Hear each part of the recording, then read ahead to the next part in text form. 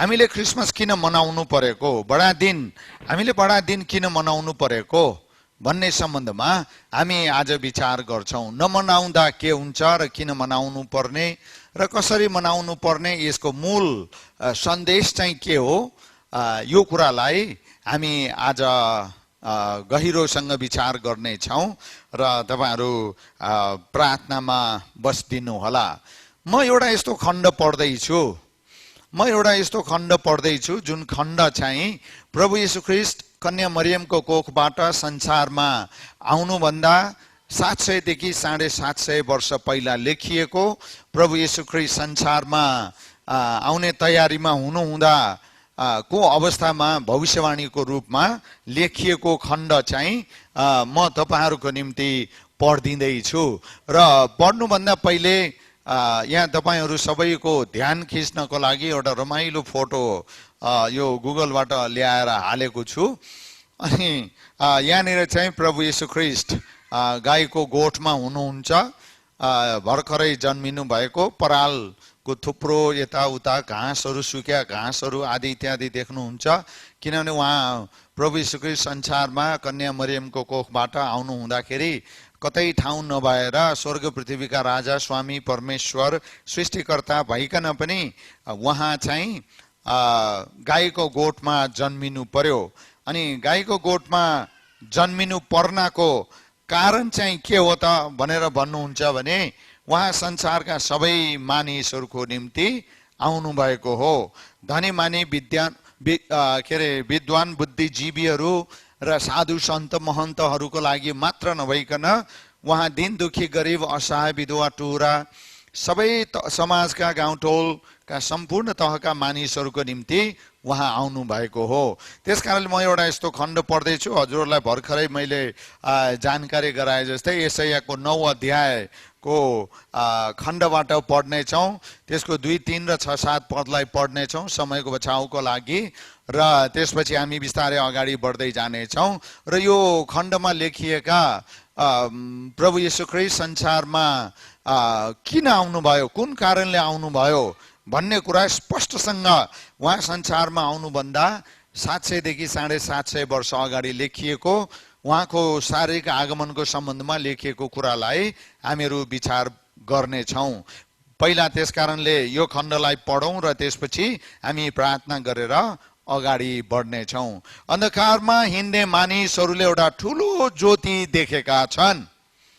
यो पहिलो वाक्य नै बडा रहस्यमय छ, अचम्मको छ। प्रभु येशूले यूहन्नाको 8 अध्यायको 12 पदमा भन्नुभयो, म संसारको ज्योति हुँ। तर प्रभु येशू कन्या मरियमको कोखबाट संसारमा मानव रूप धारण गरेर आउनुभन्दा 750 वर्ष पहिला नै यशाया अगमवक्ताले के भनेर लेखेको रहेछ भन्दा, अन्धकारमा हिँड्ने मानिसहरूले एउटा ठुलो ज्योति देखेका छन्। प्रभु येशू ख्रीष्ट 750 वर्ष पछि आउने, तर 750 वर्ष अघि नै लेख्दाखेरि पनि भूतकालमा लेखिएको छ। ओके, यहाँ भाषालाई तपाईले विचार गर्नुहोस्। देखेका छन्। मृत्युको छायाको देशमा बस्नेहरू माथि एउटा ज्योति उदाएको छ।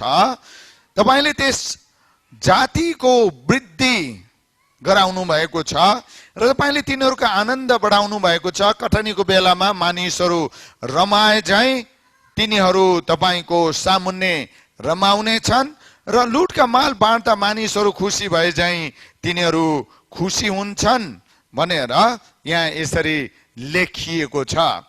अब हामी प्रार्थना गरौँ, प्रभुको चरणमा जाउँ र हजुरहरू आफैले पनि आफ्नै निम्ति प्रार्थना गर्नुहोला। परमेश्वरको वचन मेरो हृदयमा जाओस् र गम्भीरतापूर्वक म आफ्नो हृदयमा लिन्छु, जीवनमा लिन्छु र त्यसपछि यस अनुसार जिउँछु भनेर प्रार्थना गर्नुहोला। र मेरो लागि पनि हजुरहरूले प्रार्थना गर्नुहोला। आउनुहोस् हामी सबै मिलेर आफ्नो लागि र एक अर्काको लागि प्रार्थना गरौँ। परमेश्वर पिता, यो तपाईको वचन हो अनि तपाईको वचन तपाईकै मण्डलीको लागि हो। त्यसकारणले म अघि दास तपाईको हातको हतियार भन्दा बढी के पनि होइन, साधारण औजार मात्र हुँ। त्यसकारण तपाईको वचनद्वारा तपाईको आफ्नो मण्डलीसँग आफै बोल्नुहोस्। पवित्र आत्माको आशीष अनुग्रह प्रकाशमा बोल्नुहोस्। किनभने प्रभु भर्खरै हामीले वचनमा पढे जस्तै संसारको निम्ति ज्योति उदाएको छ र मृत्युको छायामा बस्नेहरूको निम्ति एउटा नयाँ आशा पैदा भएको छ।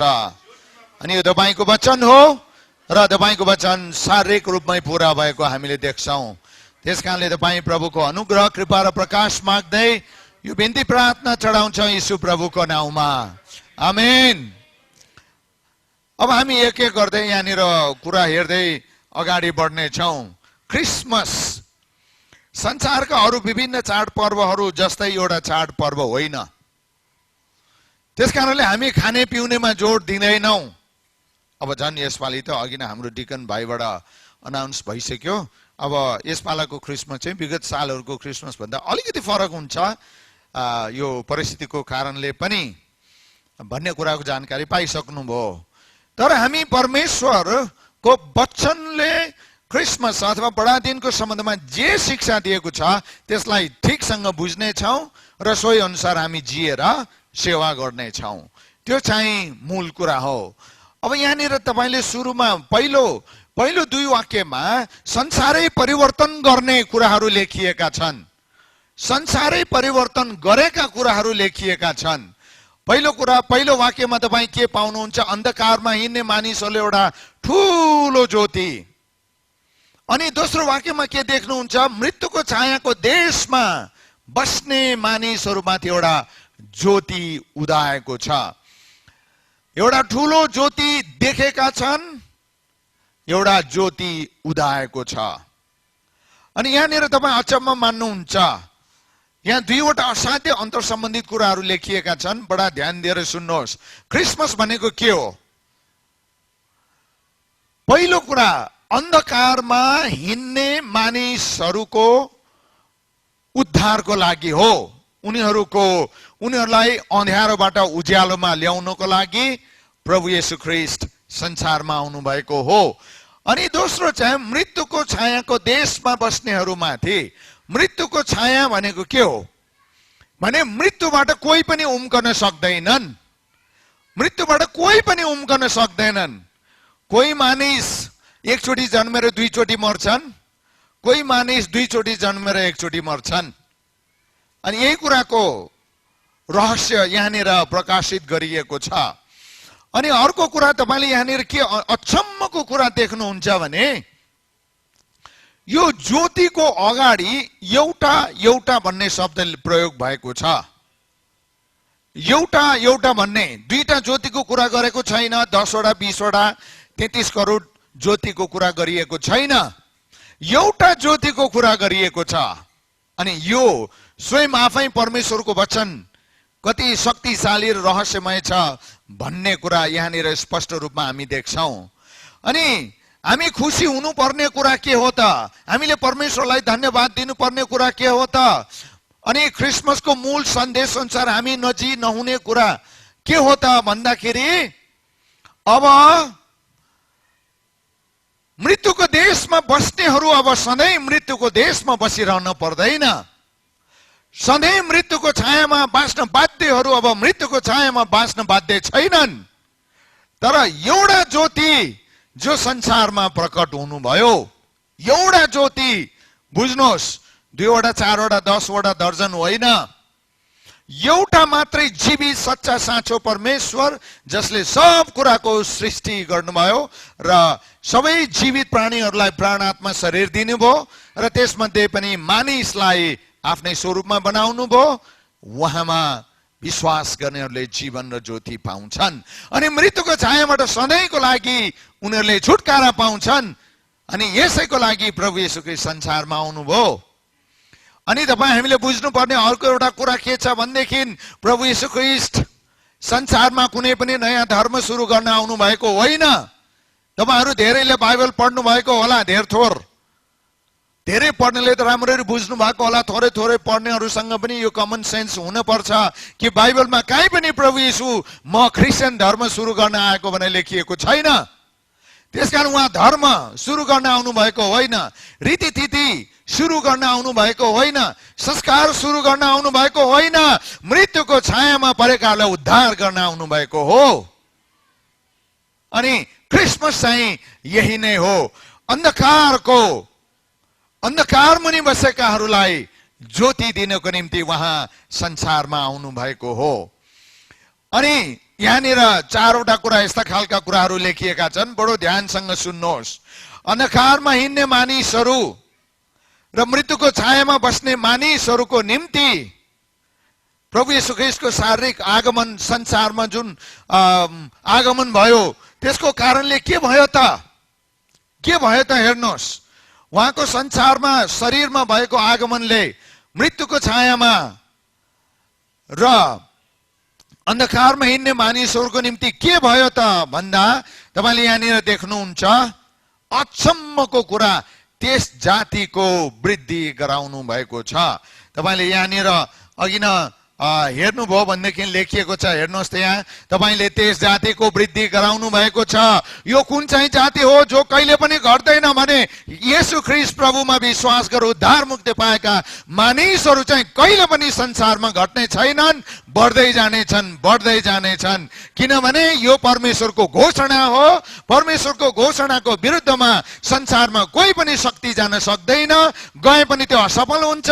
तर परमेश्वरको घोषणा, परमेश्वर जो शरीरमा यस संसारमा आउनुभयो, अन्धकारमा हिँडेकाहरूलाई उज्यालोको ज्योति दिनलाई, मृत्युको छायामा बसेकाहरूलाई उद्धार मुक्ति गर्नको लागि जो शरीरमा आउनुभयो प्रभु येशू, त्यस कारणले यो सत्यतामाथि विश्वास गर्नेहरूको संख्या संसारमा कहिले पनि घट्दैन।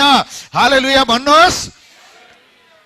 संसारमा कहिले पनि घट्दैनन्, चाहे जसुकै अन्य अत्याचार सहनु परेको देश देश, संस्कार, समाज, संस्कृतिमा किन नहुन्, ख्रीष्ट येशू प्रभुलाई विश्वास गर्ने मान्छेहरू अहिलेसम्म घटेका छैनन्, घट्दैनन्।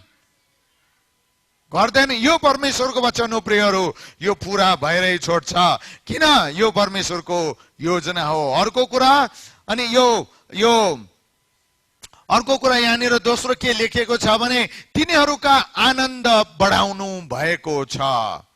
प्रभु येशू ख्रीष्ट किन आउनुभयो? तपाईसँग भएका कुराहरू लिनको लागि, तपाईबाट कुनै पनि कुराहरू माग्नको लागि, तपाईको धन, तपाईको सम्पत्ति, तपाईको मान मर्यादा, तपाईको भौतिक कुराहरू तपाईबाट लिन, तपाईलाई ढाँटेर छलेर लुट्नको लागि, तपाईलाई अन्य अत्याचारमा पारेर, सकसमा पारेर आफूलाई चाहिने कुराहरू लिनको लागि आउनु भएको होइन, तपाई मलाई संसारका सबैलाई दिनको लागि आउनुभयो। हालेलुया। क्रिसमस, उद्धार मुक्ति, पाप क्षमा दिनको लागि उहाँ आउनुभयो। अनि यशायाले 750 वर्ष पहिले नै भन्यो भविष्यवाणीको रूपमा। म तपाईलाई एउटा अहिले निकै नै बौद्धिक उदाहरण एउटा बताउँदै छु, तपाईलाई बुझ्न सजिलो होस् भनेर मैले साँच्चीकै दुःख गरेर यहाँ एउटा चित्र ल्याएको छु क्या। त्यो चित्र तपाईले राम्रोसँग तार्किक रूपमा हेरेर बुझ्नुभयो भने तपाईको धारणा, दृष्टिकोण नै पूरा रूपमा कायापलट हुन्छ।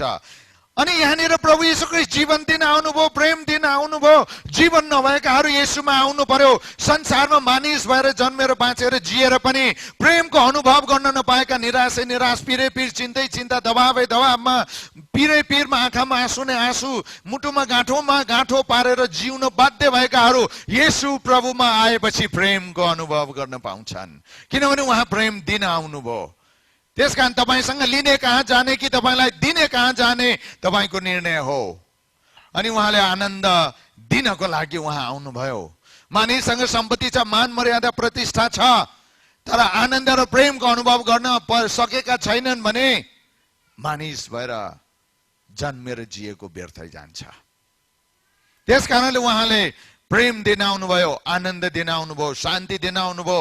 क्रिसमस भनेको स्वर्ग पृथ्वीका परमेश्वरले तपाईलाई जीवन, प्रेम, शान्ति र आनन्द दिन आउनुभएको घटना हो। अनि चौथो कुरा यशायाले घोषणा गरेको छ, के दिनको लागि आउनुभयो? खुसी दिनलाई आउनुभयो।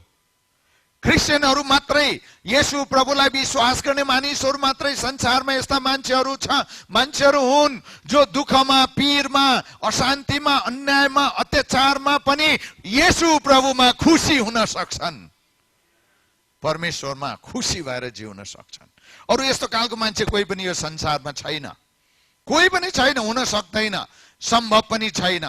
किनभने हाम्रो प्रभु येशू यी नै कुराहरू तपाई अनि मलाई दिनको निम्ति भनेर आउनु भएको। त्यसकारण हामीले जानेर बुझेर लिएका छौं भने हामी त्यसको अनुभव गर्न सक्छौं। त्यसकारणले हामीले यो 2 र 3 पद मात्रै पढ्यौं। अब 6 र 7 पदमा अझ गहिरा कुराहरू छन्। त्यसकारणले मैले तपाईहरुको ध्यान खिच्नको लागि रंगी बिरंगी बनाएर ल्याएको छु, 7 रंगी बनाएर ल्याएको छु यहाँ। र तपाईहरुलाई मैले जे भन्न लाग्दैछु त्यो भन्दा पनि यहाँ हेरेर अझ धेरै बुझ्नुहोस् भनेर हो। तपाईहरुले प्रार्थना गर्नुहोस्। यो साइडमा बस्नेहरूलाई अलि पक्षपात भएको छ, किनभने स्क्रिन यता छ। प्रार्थना गरिदिनुहोस्। तपाईहरुको मन खुल्यो भनेदेखि हामीलाई आर्थिक सहयोग पनि गर्नुहोस्। अनि यस्तै स्क्रिन र प्रोजेक्टर चाहिँ हामी यता पनि राख्दै छौं। अनि यो लाइनमा बस्नेहरूलाई पनि घाँटी मर्काउनु नपर्ने हुन्छ। प्रार्थना गरिदिनुहोस् र मुठी खोलिदिनुहोस् है त। यहाँ यसो लेखेको छ 6 र 7 पदमा, किनभने हाम्रो निम्ति, हालेलुया, मलाई त बडा खुसी लाग्छ। कसको निम्ति? सबैले भन्नुहोस्, हाम्रो निम्ति। प्रभु येशू ख्रीष्ट कसको निम्ति आउनु भएको? हाम्रो निम्ति। एकजना बालकको जन्म भएको छ। हाम्रा एकजना बालिका पनि भनिएको छैन, फेरि एकजना बालकको जन्म भएको छ हाम्रा निम्ति। फेरि हाम्रा निम्ति एकजना छोरो दिएको छ। कुरा बुझ्नु हो? तपाईको उद्धार, मुक्ति, शान्ति, आनन्द, खुसीको लागि, अनि तपाईलाई मृत्युको छायाबाट उतार्नको लागि, अनि तपाईलाई त्यो अन्धकारको अन्य अत्याचारबाट मुक्त गर्नको लागि एकजना छोरो दिएको छ। अनि त्यो छोरोसँग कतिवटा विशेषता छ अरे? 5 वटा विशेषता छ। देख्नुभयो यहाँ घाँसे रङको 1 2 3 4 5। त्यो छोरोको परिचय। अनि यो जेनतेनको छोरो होइन, यो सबै खालको नर्मल छोरो होइन, अनि अरूसँग तुलना गर्न मिल्ने छोरो पनि होइन। उहाँ परमेश्वरको छोरो। अनि पहिलो उहाँको विशेषता यशायाको 6-7 पदमा लेखिए जस्तै शासन उहाँको काँधमा हुनेछ। यो शासन भनेको चुनावमा जितेर गएका मानिसहरूले गर्ने शासन भनेको होइन, अनि यो पृथ्वीमा गर्ने शासन मात्र भनेको पनि होइन, सारा विश्व ब्रह्माण्डको सञ्चालन भनेको, सुव्यवस्थित तरिकाले सुसञ्चालन भनेको यो शासन भनेको, व्यवस्थापन भनेको यो। अनि दोस्रो, अनि लरोतरो चान्चुने छोरा होइन, पहिलो कुरा हेर्नुभयो। दोस्रो कुरा, उहाँ अचम्मका सल्लाहकार, वन्डरफुल काउन्सिलर भनेको छ। अचम्मको सल्लाहकार। तपाईलाई पीर मर्का पर्दाखेरि, मनमा अशान्ति हुँदा, मनमा दुविधा दोधारपना आउँदाखेरि, यो गरौँ कि यो गरौँ, यसो गरौँ कि उसो गरौँ, के गरौँ कसो गरौँ, थाल खाउँ कि भात खाउँ भएको अवस्थामा प्रभु येशू कहाँ जानुहोस्, किनभने उहाँ को हुनुहुन्छ अरे? अचम्मका सल्लाहकार हुनुहुन्छ। तपाईलाई सल्लाह दिएर उहाँको सत्यता र धार्मिकताको मार्गमा उहाँ डोर्याउनुहुन्छ। तेस्रो गुण के हो रे उहाँको? शक्तिशाली परमेश्वर। आफैलाई परमेश्वर भन्नेहरू थुप्रै छन्। प्रभु येशू ख्रीष्टले म संसारमा शारीरिक रूपमा मण्डलीलाई उठाउनको निम्ति आउनुभन्दा अगाडि थुप्रै झुटा ख्रीष्टहरू आउनेछन् भनेर उहाँले पहिला नै भनिसक्नु भएको छ। तपाईले सुन्नु भएको छ? 40,000 भन्दा बढी झुटा ख्रीष्टहरू, मानिसहरूले म ख्रीष्ट हुँ भनिसकेका छन् अहिलेसम्मको इतिहासमा, रेकर्डमा। तर ख्रीष्ट येशू प्रभु मात्रै शक्तिशाली परमेश्वर हुनुहुन्छ। तपाईले विश्वास गर्नुभएको ख्रीष्ट येशू प्रभु जो मानव रूप धारण गरेर संसारमा आउनुभयो, उहाँ आँखाले देख्दाखेरि मानिसको आकृति प्रकृति र स्वरूपमा हुनु भए तापनि उहाँ चाहिँ शक्तिशाली परमेश्वर हुनुहुन्छ, जसको तपाईँ अनि म सन्तान हौ। अनि चौथो विशेषता, अनन्तका पिता। एकचोटि, एक छिन, दुई छिनको लागि मात्र होइन, अनन्तसम्मका सबैका उहाँ बाउ हुनुहुन्छ। बाउ भनेको के हो? कुट्ने पिट्ने तह लगाउने मात्र होइन, तपाईको दुःखमा हात समातेर डोर्याउने पनि हो। तपाईलाई अभाव कमी घटी समस्या अप्ठ्यारो गाह्रो साह्रो हुँदाखेरि डोर्याउने पनि बाउ नै हो। परामर्श दिने पनि भाव नै हो। अनि उहाँको पाँचौं विशेषता के हो रे? शान्तिका राजकुमार। हामीहरू सबैको मनमा एक न एक किसिमको अशान्ति छ, असन्तोष छ। तपाईँ नडाट्नुहोस्, मसँग केही पनि अशान्ति छैन, मसँग केही पनि अभाव घटी असन्तोष भन्ने कुरा बिल्कुलै सियोको टुप्पो जति पनि छैन भनेर नडाट्नुहोस्। भन्नुभयो भने ढाँटेको हुन्छ हो होइन? किनभने छ, त्यसकारण छैन भन्नु ढाँटेको हो। त्यसकारण तपाईँलाई येशू प्रभु चाहिन्छ। अनि तपाईँलाई मलाई हामीहरू सबैसँग प्रभु येशू हुनुहुन्छ। तर अब यही प्रभु येशू चाहिँ तपाईँद्वारा संसारमा अब पुर्याउन पर्छ। यही येशू प्रभुलाई अगाडि बढ्दै जाउँ। अब अलिकति धर्मशास्त्रीय शिक्षा छ यहाँनिर। दोस्रो यो 7 पदको कुरा हो। यो उहाँको शासन र शान्तिका वृद्धिको अन्त कहिले हुने छैन। दाउदको सिंहासनले तिनको राज्यमाथि त्यसलाई न्याय र धार्मिकताको साथ स्थापित गरी स्थिर गराउन त्यस बेलादेखि सदाको निम्ति उहाँले राज्य गर्नुहुनेछ। सर्वशक्तिमान परम प्रभुको जोशले यो पुरा गर्नेछ। प्रभुको राज्य कस्तो हुन्छ रे? मैले अघि नै भने प्रभु येशू ख्रीष्ट संसारमा नयाँ धर्म सुरु गर्न आउनु भएको छैन, होइन। उहाँले बाइबलमा कहीँ पनि यसरी बोल्नु भएको छैन। उहाँ तपाईँ अनि मलाई परमेश्वर कहाँ सम्बन्धित गराउनको निम्ति आउनु भएको हो। हाम्रो टुटे छुटेको सम्बन्धलाई जोड्नको निम्ति र परमेश्वर कहाँ उहाँकै सन्तान बनाउनको निम्ति उहाँ आउनु भएको हो। उहाँ नयाँ धर्म सुरु गर्न आउनु भएको होइन। किनभने संसारमा अहिले जतिवटा धर्म छ त्यो नै बढी भइसकेको छ, होइन हो कि होइन? रीतिले रित्याउँछ रे, थितिले थिचेरै राख्छ रे मान्छेलाई, जहिले पनि। त्यसकारण प्रभुलाई थाहा छ नि, त्यसकारणले उहाँ नयाँ धर्म सुरु गर्न आउनु भएको होइन, परमेश्वरको राज्य सुरु गर्न आउनुभयो संसारमा। यो चाहिँ मुख्य कुरा हो। परमेश्वरको राज्य संसारमा सुरु गर्न आउनुभयो। अनि यहाँनिर लेखिएको छ, हेर्नुहोस् त, यहाँ दोस्रो वाक्यमा दाउदको सिंहासन तिनको राज्यमाथि त्यसलाई न्याय र धार्मिकताको साथ स्थापित गरी स्थिर गराउन। परमेश्वरको राज्य स्थापित गर्न र त्यसलाई स्थिरतापूर्वक बढाउनको निम्ति आउनु भएको हो। यो मण्डली 30 वर्ष पहिले यहाँ थिएन र अहिले हामी यो प्रकारमा प्रभुको अनुग्रहमा सेवा गर्दै अगाडि बढिराखेका छौं। यो परमेश्वरको राज्य स्वयं उहाँले नै स्थापित गरेर अगाडि बढाइरहँदै हुनुहुन्छ भन्ने कुराको कहिले पनि ननिभ्ने प्रमाण हो। हालेलुया। हामी खुसी हुनुपर्छ, परमेश्वरलाई धन्यवाद दिनुपर्छ।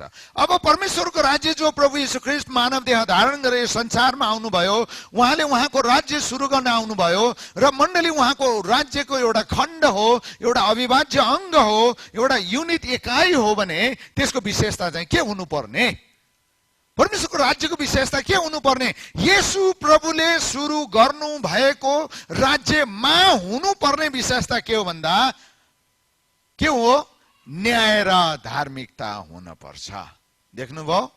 न्याय र धार्मिकता, शासन र शान्ति दिने अधिकार स्वर्ग र पृथ्वीका प्रभु येशूसँग मात्रै छ।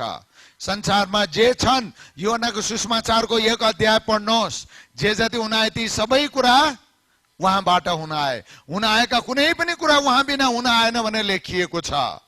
त्यसकारणले शासन र शान्ति स्थापित गर्नको निम्ति उहाँ आउनुभयो यो संसारमा। मानव रूप धारण गरेर मानिसकै बीचमा आउनुको कारण यही हो। अनि मानव रूप धारण गरेर मानिसको रूपमा मानिसकै संसारमा आउनु भएर स्वर्गीय राज्य स्थापित गरेर अगाडि बढाउनको निम्ति उहाँ आउनुभयो भने त्यो स्वर्गीय राज्यको विशेषता चाहिँ के हुनु पर्यो? मण्डली परमेश्वरको राज्यको विशेषता हो। त्यसकारणले मण्डलीमा पनि यो विशेषता मौजुद हुनुपर्छ। त्यो चाहिँ के हो भने न्याय र के हो रे?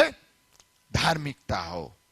न्यायोचित कुरा मात्रै, परमेश्वरको वचनको शिक्षा अनुसारको न्यायोचित व्यवहार, काम कुरा, सेवा र कारोबार मण्डलीभित्र त्यस्तो खालको जीवन शैली मण्डलीका विश्वासीहरूमा हुनुपर्छ। न्यायोचित र धार्मिक।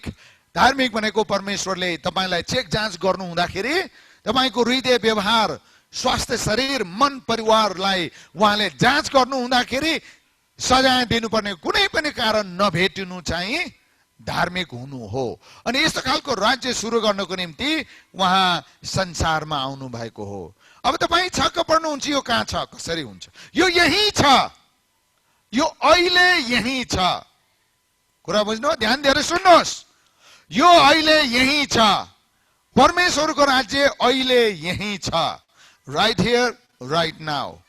कुरा बुझ्नु हो, परमेश्वरको राज्य अहिले यही छ, हामी अनुभव गर्दैछौँ। जहाँनिर परमेश्वरको उपस्थिति हुन्छ, जहाँनिर परमेश्वरको शासन हुन्छ, मण्डलीको शिर प्रभु येशू हुनुहुन्छ, मण्डली उहाँको देह शरीर दुलही भनेर भनिएको छ। त्यसकारणले मण्डली उहाँको राज्य हो, उहाँको शासन हुने ठाउँ हो, उहाँको उपस्थिति अधिकार हुने ठाउँ हो, परमेश्वरको न्याय र धार्मिकताको कार्यान्वयन हुने ठाउँ हो। अनि यो कुरा चाहिँ 700 750 वर्ष यशायाले अगमवाणी गर्यो। अनि त्यति बेलाका मान्छेहरूले शंका गरे, यो पूरा हुन सक्ला त? यो त ठुलो कुरा हो, सानो कुरा होइन। त्यति बेलाका धार्मिक पण्डितहरू, शास्त्रीहरू, उनीहरूले शंका गर्न थाले, प्रश्न गर्न थाले। तर उनीहरूले यो कुरा बिर्से, यो कुरालाई बुझेनन् कि यो सबै कुराहरू जो 4वटा कुरा मैले तपाईलाई बताएँ र अहिले एकछिनपछि पनि अर्को 4-5 वटा कुरा छोटो छोटो रूपमा जानकारी गराउँछु। प्रभु येशू ख्रीष्ट संसारमा शरीरमा हुनुको उद्देश्य र कसरी त्यो उहाँको उद्देश्य पूरा हुँदैछ भन्ने कुरा सुन्दा बुझ्दाखेरि हामी हर्षित र खुसी हुन्छौँ। अनि यहाँनिर अन्तिम वाक्य के लेखिएको छ हेर्नुहोस् त, यी सबै कुरा सर्वशक्तिमान परम प्रभुको जोशले पूरा गर्नेछ। यो कथा होइन, आख्यान होइन, दन्त्य कथा होइन, परमेश्वर स्वयं आफैले पूरा गर्ने प्रतिज्ञा गर्नुभएको छ। हाम्रो शंका गर्ने अधिकार छैन, हाम्रो छानबिन गर्ने, विश्लेषण गर्ने हाम्रो त्यो हैसियत पनि छैन। किन? यहाँनिर भनिएको छ परमेश्वर जो सर्वशक्तिमान हुनुहुन्छ, उहाँको जोशले यो कुरालाई पूरा उहाँले नै गर्नुहुन्छ। हामी चाहिँ साक्षी हौं, उहाँले पूरा गर्नुहुन्छ उहाँको जोशले। अब यो जोश भन्ने शब्द के हो त्यसको बारेमा पनि अलिकति हामी अन्ततिर म तपाईलाई बताउँदैछु। त्यसकारणले अब परमेश्वरले यसै अगमवक्ताद्वारा आएको कुरालाई कसरी पूरा गर्नुभयो म तपाईलाई सानो एउटा डाटा देखाउँछु। अब त्यसकारण तपाईहरु सबैजना निर्धक्कसँग विश्वस्त हुनलाई यसले उत्साह दिनेछ र आफूले मात्र होइन अरूलाई बताउन बुझाउनलाई पनि तपाईहरुलाई बलियोसँग प्रेरणा मिल्नेछ। प्रभु येशूको बारेमा तपाईले पुरानो नियममा पढ्नुभयो भने प्रभु येशू उहाँको आगमन भन्दा अघि बेथलेहेममा के कस्तो अवस्था परिस्थिति हुनेछ र उहाँको आगमन के कस्तो तरिकाले कहिले कहाँ कुन तरिकाले हुन्छ र के कस्ता कामहरु उहाँले गर्नुहुन्छ भन्ने कुरा तपाईले विश्लेषणात्मक अध्ययन गर्नुभयो पुरानो नियमको उत्पत्तिदेखि हाम्रो मलाकीसम्म भने 1100 भन्दा बढी प्रभु येशू ख्रीष्टको बारेमा भविष्यवाणी गरिएको तपाई पाउनुहुन्छ। अब यो कुरालाई याद राख्नुहोस्। तर प्रभु येशूको जन्मको बारेमा मात्रै केन्द्रित भविष्यवाणीलाई हेर्दाखेरि पुरानो नियममा गरेको भविष्यवाणीलाई हेर्दा नयाँ नियममा कसरी पूरा भयो उहाँको जीवनमा हामी त्यो कुरालाई अहिले स्पष्टसँग हेर्ने प्रयास गर्छौं। पुरानो नियमका 351 भविष्यवाणी चाहिँ नयाँ नियममा जस्ताको तस्तै नै ठ्याक्कै यसरी नै पूरा भएको थियो। अनि उहाँको जन्मको बारेमा मात्रै कतिवटा रे एकदम स्पेसिफाई गरे तोकिएको उहाँको जन्मको बारेमा मात्रै पुरानो नियममा गरिएको भविष्यवाणी 1200 1500 वर्ष मैले 750 वर्ष अगाडि 700 देखि 750 वर्ष अगाडि यसैलाई गरेको भविष्यवाणीलाई आधार बनाएर अहिले हामी हेर्दै छौं र तपाईलाई छोटकरीमा यो जानकारी म गराउँदै छु। 51 वटा भविष्यवाणी चाहिँ येशू प्रभुको शारीरिक जन्मको बारेमा मात्रै गरिएको थियो। ती सबै भविष्यवाणीहरू जस्ताको तस्तै नै पूरा भएको तपाई यहाँ अब देख्नुहुन्छ। सुन्नुहोस्, अब हेर्नुहोस् है, मैले अघि नै भने तपाईलाई दुःख गरेर एउटा चित्र बनाएर ल्याएको छु भनेर। अब यो कुरालाई तपाईले राम्रोसँग बुझ्नुभयो भने क्रिसमस प्रतिको तपाईको दृष्टिकोणै बदलिन्छ। त्यसकारणले गफ नगर्नुहोस्, खासखास खुसखुस नगर्नुहोस्, उठ्ने र बस्ने पनि नगर्नुहोस्, ध्यान दिएर सुन्नुहोस्। यो कुन देशको नक्सा हो? नेपाल देशको नक्सा। अब राम्रोसँग बुझ्नुहोस्, यसको भर्खरै क्षेत्रफल बदलिएको छ हैन। अब उतापट्टिको नक्सा के हो? पहेँलो चक्का चक्काहरू के हो? पैसो नि होइन, पैसो। अनि तल चाहिँ के छ? तल के छ? एउटा आँखा बाँधेको मान्छे छ हो, खेल्दाखेरि आँखा बाँधेर खेल्छन् नि। अब सुन्नुहोस्, अब त्यहाँ हेर्न छोड्नुहोस्, मेरो कुरा सुन्नुहोस्। त्यहाँ हेर्नुपर्ने कुरा हेरिसक्नुभयो, अब मेरो कुरा बुझ्नु भएन भने त्यो हेरेको चाहिँ केही पनि अर्थ लाग्दैन। अब सुन्नुहोस्, यो चित्र मार्फत म तपाईलाई के बुझाउन प्रयास गर्दैछु भने प्रभु येशूको जन्ममा मात्रै पुरानो नियमका भविष्यवाणीहरू जो 51 वटाको हामीले कुरा गर्यौं, त्यो भविष्यवाणी चाहिँ जस्ताको तस्तै पूरा भएकोमा हामी कुन हदसम्म विश्वस्त हुन सक्छौं भन्ने कुरा बुझाउनको लागि यो चित्र ल्याएको मैले। अब सुन्नुहोस्, राम्रोसँग सुन्नुहोस्। यो हाम्रो देशको नक्सा, देशभरि पूर्वमेचीदेखि कालापानी लिम्पियाधुरासम्मै उयो ढ्याक पैसा जो छ नि 2 फिट अग्लो हुने गरेर देशभरि तपाईले टन्न ओछ्याउनुहोस्। देशभरि नै, हाम्रो नेपाल भरि नै 2 फिट अग्लो हुने गरेर यति हुन्छ होला है, पैसाको ढ्याकै ढ्याक। अनि एउटा ढ्याकमा चाहिँ तपाईले रातो चिन्ह लाउनुहोस्, एउटामा मात्रै।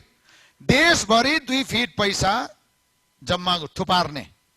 अनि त्यसमध्ये एउटामा चाहिँ रातो रङ लगाउनुहोस्।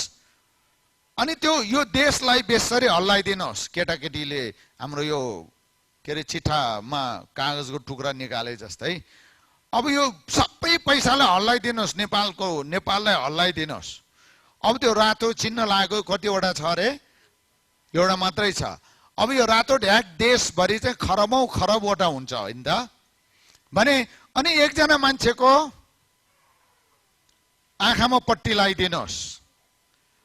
अनि त्यो चिन्ह लागेको पैसा भेट्टाउन भन्नुहोस्। उ जति दिन पनि हिँड्न पाउँछ, जहाँ पनि जान पाउँछ, जे त्यो पैसा खोतल्नको लागि जहाँ पनि जे पनि गर्न पाउँछ।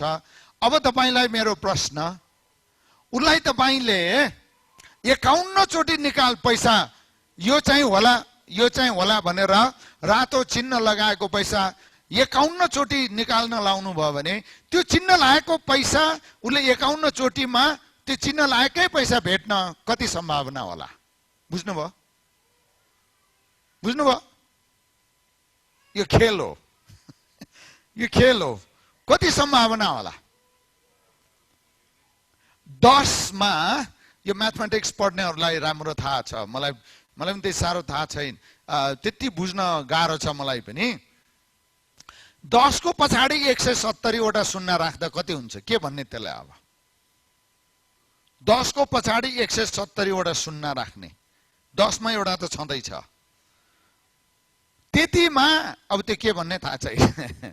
त्यतिमा एकचोटि पनि सम्भावना हुँदैन रे होइन? 1100 के अरे 1000 किलोमिटरको पूर्व पश्चिमको लम्बाइ छ नि हाम्रो, होइन? करिब भने त्यो हाम्रो नेपाल देशमाथि 2 फिट अग्लो पैसा मध्ये त्यो रातो चिन्ह लागेको उसलाई 51 चोटी निकाल्न लगायो भने कति चोटीमा निकाल्ने सम्भावना हुन्छ रे? असम्भव नै हुन्छ। तर प्रभु येशूको जन्मको बारेमा 700-750 वर्षभन्दा अगाडि, हजारौं वर्ष अगाडि गरिएको सबै भविष्यवाणी जस्ताको तस्तै पूरा हुनु चाहिँ यो सम्भावना हो, यो एक्सिडेन्ट हो होइन। प्रभु येशूमा सम्पूर्ण भविष्यवाणी जस्ताको तस्तै नै पूरा भएको छ। त्यसकारणले सम्भावना होइन, यो सम्भावना होइन, यो परमेश्वरको योजना हो। ख्रीष्ट येशू प्रभुलाई संसारमा तपाई अनि मेरो निम्ति हामी मृत्युको छायामा बसेका, अन्धकारको शासन मुनि बसेकाहरूको उद्धारको निम्ति शरीरमा प्रभु येशूलाई पठाउनु परमेश्वरको योजना हो, यो सम्भावना होइन। त्यसकारणले उहाँको शासन र शान्तिको वृद्धिको अन्त्य कहिले पनि हुने छैन। अनि हामीले अघि नै पढ्यौं, उहाँको राज्य, उहाँलाई विश्वास गर्नेहरूको संख्या बढ्नेछ कि घट्नेछ? बढ्नेछ। पञ्चायत कालमा पनि यो देशमा मण्डलीको स्थापना, मण्डलीको संख्या, विश्वासीको संख्या बढ्दै थियो। अहिले चीन जस्तो देशमा, उत्तर कोरिया जस्तो देश जहाँनिर विश्वासीहरूलाई सरकारले कारबाही गरिहाल्छ, त्यहाँ पनि बढिराखेको छ। हरेक 5 मिनेटमा एउटा नयाँ मण्डली स्थापना हुन्छ चीनमा अहिले, जहाँनिर सुसमाचार प्रचार गर्दाखेरि मृत्युदण्डको सजाय हुन सक्छ। त्यहाँ हरेक 5 मिनेटमा एउटा मण्डली स्थापना भइराखेको छ। यदि प्रभु येशू ख्रीष्ट साँचो जीवित पवित्र परमेश्वर नहुनु भएको भए यो सम्भव छ? छैन। त्यसकारण उहाँ संसारमा शरीरमा किन आउनुभयो? मृत्युको छायामा बसेकाहरूलाई उद्धारको निम्ति आउनुभयो। त्यो कुरा पूरा भइराखेको छ।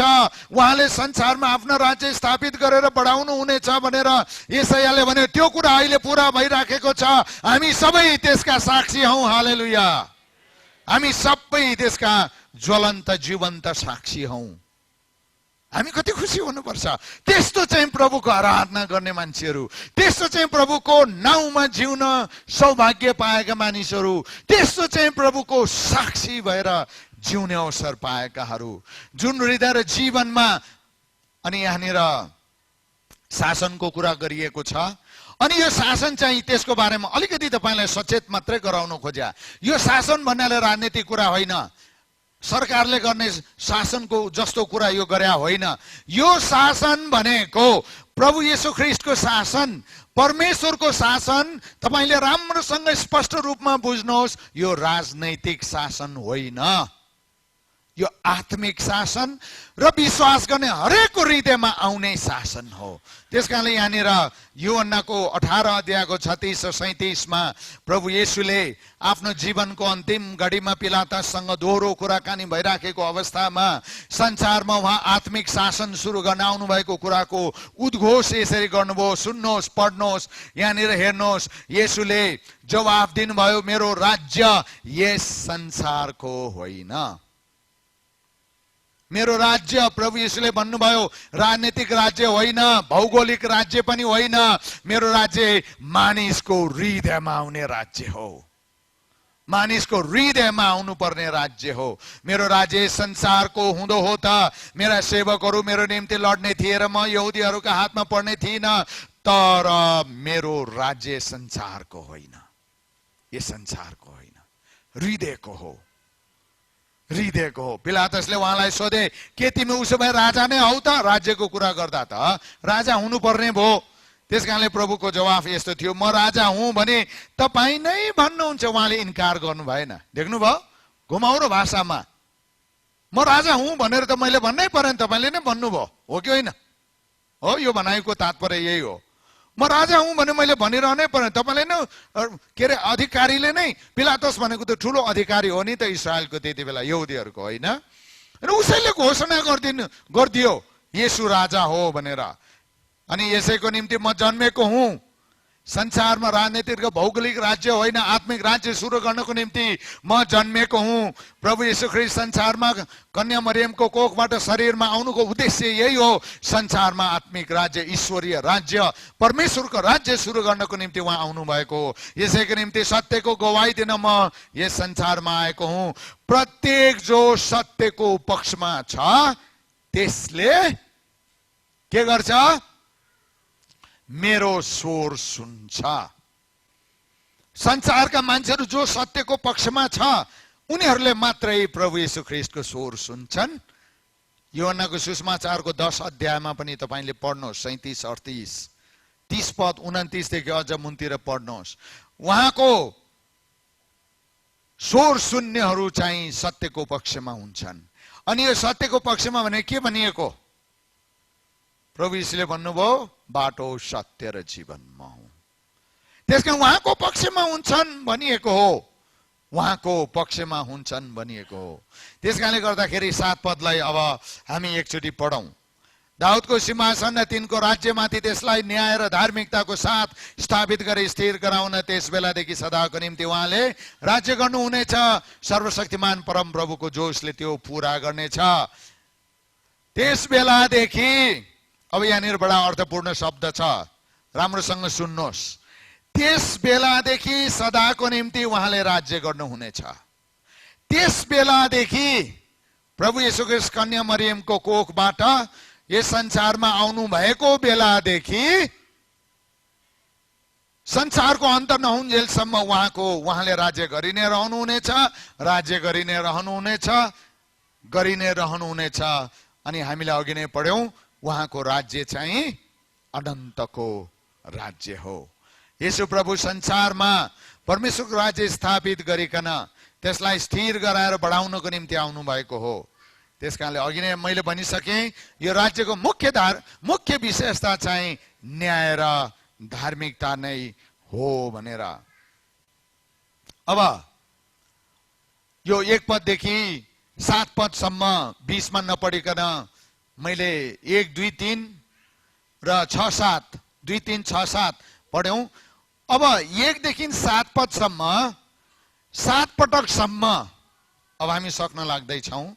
आज म अत्यन्तै महत्त्वपूर्ण कुरा क्रिसमस बडा दिनको सम्बन्धमा हजुरहरूलाई परमेश्वरको वचनको आधारमा तपाईको विश्वासी जीवन बलियो दह्रो गर्दै उहाँको सेवाको निम्ति अगाडि बढ्न उत्साह प्रेरणा होस् भनेर परमेश्वरको वचन मलाई मण्डलीलाई सिकाउनको निम्ति अराउनु भएको थियो। अनि त्यही सेवाको काम म अहिले तपाईँ समक्ष गर्दैछु। अनि 7 पटकसम्म येशयाले भविष्यत कालको शब्द प्रयोग गरेर लेखेको हामी अहिले पाउँछौँ। तपाईलाई म एउटा लिस्ट अहिले देखाउँदैछु, ध्यान दिएर हेर्नुहोस् अनि सुन्नुहोस् पनि।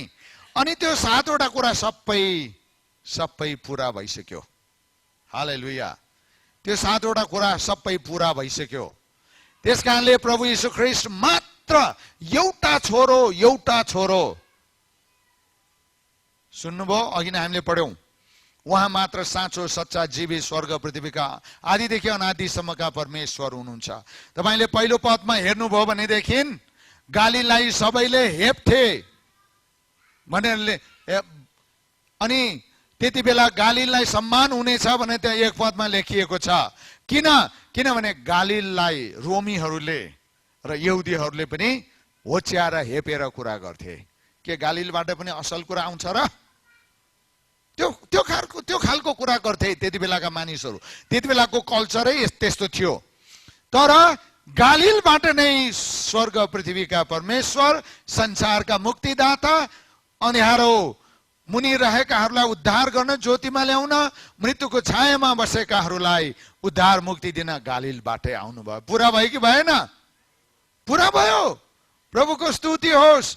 अनि 3 पदमा तपाईले हेर्नुभयो भने मानिसहरू परमेश्वरका सामुन्ने रमाउने छन्। येशू प्रभुलाई पाएका, ग्रहण गरेका, मुक्तिदाता भनेर स्वीकार गरेर आफ्नो जीवन उहाँको हातमा सुम्पेर सत्यनिष्ठा पूर्वक बदमाशी बेइमानी नगरिकन यो असल विश्वासी जीवन जिउनेहरू सधैँ परमेश्वरमा रमाउन सक्छन्। भात खान नपाए पनि रमाउन सक्छन् उनीहरू। राम्रो लुगा लाउन नपाए पनि रमाउन सक्छन्। मिठो कुरा खान नपाए पनि रमाउन सक्छन्। छोराछोरी केटाकेटीहरूलाई नाम चलेको बोर्डिङ स्कुल, इङ्ग्लिस मिडियमको स्कुलमा पढाउन नसके पनि परमेश्वरलाई पाएकाले उनीहरू रमाउन सक्छन्। पुरा भयो कि भएन येशयाको भविष्यवाणी? अनि तपाईले 5 पदमा त्यहाँनिर हेर्नुभयो भनेदेखि के लेखिएको छ त्यहाँ हेर्नुहोस्। येशया 9:5 मा लडाईँमा प्रयोग गरेको हरेक सिपाहीका जुत्ता र रगतमा मुछिएको हरेक पोशाक जलाउनलाई छुट्याइएको हुनेछ र आगोको निम्ति इन्धन हुनेछ। यहाँ लडाईँ यति साह्रो बढ्नेछ अरे कि सिपाहीहरूको जुत्ता पनि रगतै रगत हुन्जेलसम्म रक्तपात हुनेछ अरे संसारमा। भइराखेको छ, छैन? ठाउँमा भइरहेको छ अहिले।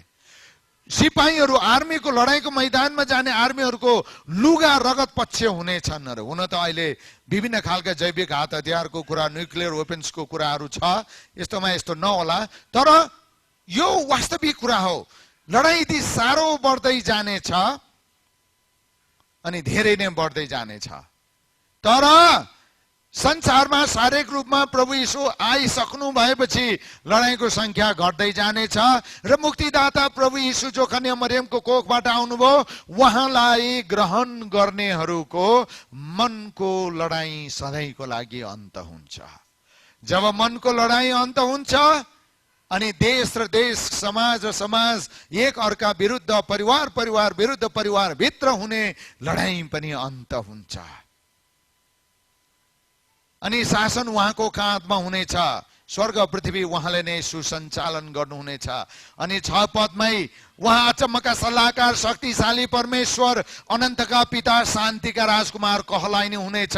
यूहन्नाको सुसमाचारको 16 अध्यायमा पढ्नुहोस्, उहाँ शान्तिको राजकुमार हुनुहुन्छ भनेर लेखिएको छ। हुनुहुन्छ भनेर, यहाँ हुनुहुनेछ भनेर लेखिएको छ। र त्यहाँ तपाईले यूहन्नाको सुसमाचारको 16 अध्यायमा पढ्नुभयो भने हुनुहुन्छ भनेर लेखिएको छ। 7 पदको पहिलो खण्डमा उहाँको शासन र शान्तिको वृद्धिको अन्त कहिले हुने छैन। परमेश्वरले मानिसको हृदयमा राज्य गर्नुहुन्छ अनि त्यही मानिसले संसारको राज गर्छ अनि यसरी परमेश्वरको राज्य संसारमा कहिले पनि अन्त हुँदैन अनि जुन राजा हाम्रो हृदयमा वास गर्नुहुन्छ। 7 पदको अन्तिम खण्डमा दाउदको सिंहासन तिनको राज्यमाथि त्यसलाई न्याय र धार्मिकताको साथ स्थापित गरी स्थिर गराउन त्यस बेलादेखि सदाको निम्ति उहाँले राज्य गर्नुहुनेछ। उहाँ अनन्तको राजा हुनुहुन्छ। उहाँ अनन्तको राजा हुनुहुन्छ। अनि तपाईले 7 पदको अन्तमा अन्तिम वाक्य पढ्नुभयो भने यसरी लेखिएको छ, सर्वशक्तिमान परम प्रभुको जोशले यो पूरा गर्नेछ। यो 7 वटा कुरा जो हुनेछ हुनेछ हुनेछ अनि ती कुरा चाहिँ कसले पूरा गर्छ रे? सर्वशक्तिमान, यहाँ हेर्नु 7 पदको अन्तिम वाक्य, सर्वशक्तिमान परम प्रभुको जोशले यो पूरा गर्नेछ। अनि जोश भनेको के हो? म तपाईलाई एक दुईवटा उदाहरण बताउँदैछु है त। यो जोश भनेको के हो? 7 पदमा प्रयोग गरेको जोश रमाइलो छ। यो जोश भन्ने शब्दको अर्थ जुन सन्दर्भमा प्रयोग गरेको छ त्यो सन्दर्भ भित्र जे अर्थ लाग्छ त्यो अनुसारको अर्थ तपाईलाई बुझाउनको निम्ति मैले ल्याएको छु। यो जोश भनेको तीव्र, असाध्य बलियो, गहिरो, जानै दिएर पनि जसरी भए पनि पूरा नगरी नछोड्ने अठोटलाई चाहिँ जोश भन्छ। अब त्यस्तो खालको जोश कतिखेर आउँछ त भन्दा जब तपाईको छिमेकीले तपाईको खेतबारीको सासिमाना मिच्छ तब तपाईलाई त्यो जोश आउँछ, हो कि होइन? होइन, त्यो जोश आउँछ। त्यो तपाई फर्कारै ज्यानै दिएर भए पनि फर्कारै लिनुहुन्छ, हो कि होइन? तपाईको सन्धियारले तपाईको खेतबारीको सासिमाना मिच्दाखेरि हो त्यस्तो खालको जोश भनेको यो। अनि दोस्रो उदाहरण चाहिँ कसैले तपाईको असाध्य महँगो कुरा घरबाट चोरेर लगेको देख्नुभयो, चोर र भाग्दै गरेको देख्नुभयो, चोरेको देख्नुभयो, तपाईको बहुमूल्य सम्पत्ति धेरै पैसा पर्ने भने त्यो मान्छेलाई तपाईँ छोड्नुहुन्छ? जतिसुकै दम लागेको, स्यास्या लागेको, रोगी बिमारी भए पनि नुहारनदेखिको बल निकालेर कुद्नुहुन्छ त्यसलाई समाउन, हो त्यो जोश भनेको। यो त्यो जोश भनेको हो कि होइन? अथवा कसैले तपाईको घरमा आगो लगाइदियो भने त्यो आगो लगाइदिने मान्छे आगो लाउँदै तपाईले देख्नुभयो भने त्यसलाई के गर्नु? छोड्नुहुन्छ? स्याबास, राम्रो काम गरिस् भन्नुहुन्छ? त्यसलाई के गर्नुहुन्छ तपाईँ? तपाईको मन कस्तो हुन्छ त्यसलाई देख्दाखेरि? हो त्यो जोश भनेको। भन्नुको अर्थ के त भन्दा यी सबै कुराको अर्थ चाहिँ एउटै हो, परमेश्वरले पूरा नगरी छोड्नुहुन्न। परमेश्वरले पूरा नगरी छोड्नुहुन्न, पूरा भयो। प्रभु येशू शरीरमा कन्या मरियमको कोखबाट आउनुभयो, पूरा भयो। यो अन्तिम परमेश्वरको वचनको खण्डलाई पढौं अनि त्यसपछि हामी प्रार्थना गर्न सक्छौं। यो कहाँ कसरी पूरा भयो? लुका 2:10। यो लुका 2:10लाई तपाईले शब्द शब्द केलाएर पढ्नुहोस्। तब स्वर्गदूतले तिनीलाई भने, न डराओ। स्वर्गदूतले के भने रे? तपाईहरु सबै बिरामी हुनुहुन्छ कि क्या हो? स्वर्गदूतले के भने? न डराओ, न डराओ। कसले भनेको? स्वर्गदूतले। स्वर्गदूतले कहिले ढाँट्छ? ढाँट्दैन। किन? उनीहरू परमेश्वरको सेवाको निम्ति परमेश्वरले खटाउनु भएका आत्माहरू हुन्। त्यसकारण उनीहरूले सन्देश दिए। कसलाई? भेडा गोठालाहरूलाई। न डराओ, किनभने त्यतिकै हावामा न डराओ भन्नु भएन। त्यसको कारण पनि दिनुभयो। म तिमीलाई बडो आनन्दको सुसमाचार सुनाउँछु जो सबै मानिसहरूका निम्ति हुनेछ। अनि बाँकी खण्ड चाहिँ, यसको पछाडि आउने खण्ड चाहिँ अब शुक्रबार पढौँला। हुन्छ, बाँकी खण्ड चाहिँ हामी शुक्रबार पढौँला। जो सबै मानिसका निम्ति हुनेछ, संसारको सबै देशका, सबै जातका, सबै भाषाका, सबै धर्मका, सबै वर्णका, सबै लिङ्गका, सबै अन्ध अपाङ्ग, जुन सुकै मानिसहरू किन नहुन्, सबैका निम्ति यो परमेश्वरको सुसमाचार हो। अब डराउनु पर्दैन। तपाईँलाई थाहा छ यो डराउनु पर्दैन। अब नडराउ भन्ने शब्द हामीले हेरेको यशायाको खण्ड कहाँ सम्बन्धित छ ल भन्नुहोस् त? कहाँ सम्बन्धित छ? मानिसहरू कति बेला डराउँछ? जब अँध्यारोमा हुन्छ। मानिस कति बेला डराउँछ? जब मृत्यु उसको वरिपरि आउँछ, काल उसको नजिक आउँदा डराउँछ। हो कि होइन? हो कि होइन? हो हो। त्यस कारणले अब प्रभु यीशु संसारमा कन्या मरियमको कोखबाट शरीरमा आउनुभयो अनि यो सबैको लागि अब डराउनु पर्दैन। अब डराउनु पर्दैन। यो सुसमाचार तपाईँ हामी सबैले प्रचार गर्नुपर्छ। यो सुसमाचार हामी सबैले प्रचार गर्नुपर्छ। किनभने तपाईँ अँध्यारोबाट उम्किनु भयो, मृत्युको छायाबाट उम्किनु भयो, तर तपाईँको आफन्तहरू धेरै उम्किन बाँकी छ। अझै पनि अँध्यारोमा छन्, अझै पनि मृत्युको छायामा छन्। हो कि होइन? उनीहरूलाई ल्याउने जिम्मा तपाईँको हो। आउनुहोस् प्रार्थना गरौँ।